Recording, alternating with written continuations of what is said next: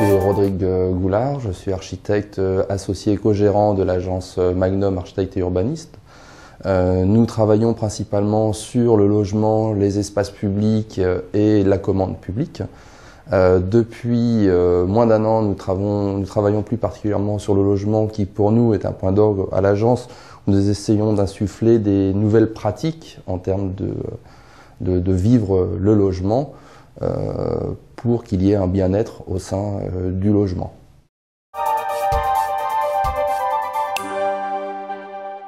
L'intérêt que l'agence a porté à ce projet, bien évidemment, c'était le caractère innovant. Ce qui nous a encore plus séduit, c'était d'être innovant avec des matériaux traditionnels. Au niveau des usages, on a essayé de proposer des usages qui allaient au-delà de la séparation jour-nuit, avec des possibilités d'ouverture sur les espaces et des correspondances visuelles plutôt que des distributions classiques par couloir.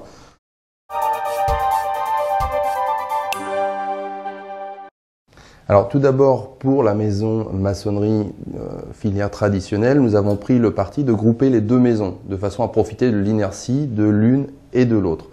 Concernant l'orientation de la maison, nous avons privilégié toutes les pièces de vie orientées au sud, avec un principe de brise-soleil de façon à maîtriser les apports solaires de la maison, les pièces de nuit étant orientées plutôt sur la partie nord.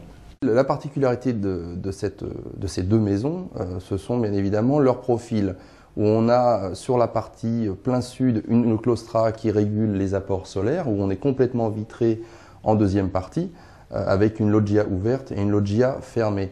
La particularité de la maison est son profil, c'est-à-dire qu'on a les deux énergies, on profite des deux systèmes d'apport solaire, à savoir l'eau chaude sanitaire et la production photovoltaïque, ce qui explique les inclinaisons différentes de la partie toiture, de façon à ce que ça participe à un ensemble de corps de la maison.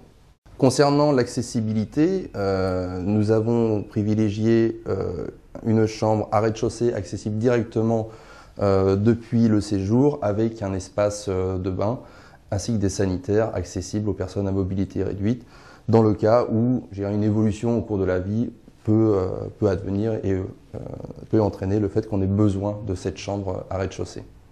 Pour ces deux maisons groupées, nous avons pris le parti pris d'avoir des traitements au niveau des loggias qui soient un peu différents, ainsi que des installations intérieures qui soient un peu différentes, de manière à avoir, pour une même maison, on va dire, des variations et de voir les corrections éventuelles à apporter. C'est-à-dire que si on s'aperçoit tout simplement qu'une loggia fermée n'est pas nécessaire au bon fonctionnement, on pourra éventuellement enlever cette loggia fermée ou, au cas contraire, rajouter une loggia fermée sur la maison qui n'en ont pas.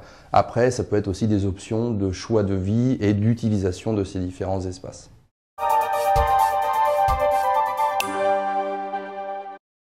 Et ensuite, ce que l'on a trouvé très intéressant et très motivant dans le projet, c'était le regroupement entreprise, bureau d'études, où on travaillait de concert et dans une même ligne, qui n'est pas toujours le cas sur la plupart des commandes où chacun fait son travail de son côté.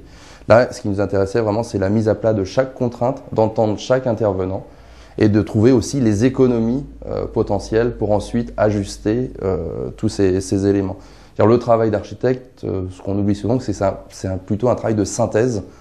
Et donc là, c'était la manière d'aboutir une synthèse avec d'autres intervenants de manière différente de la pratique.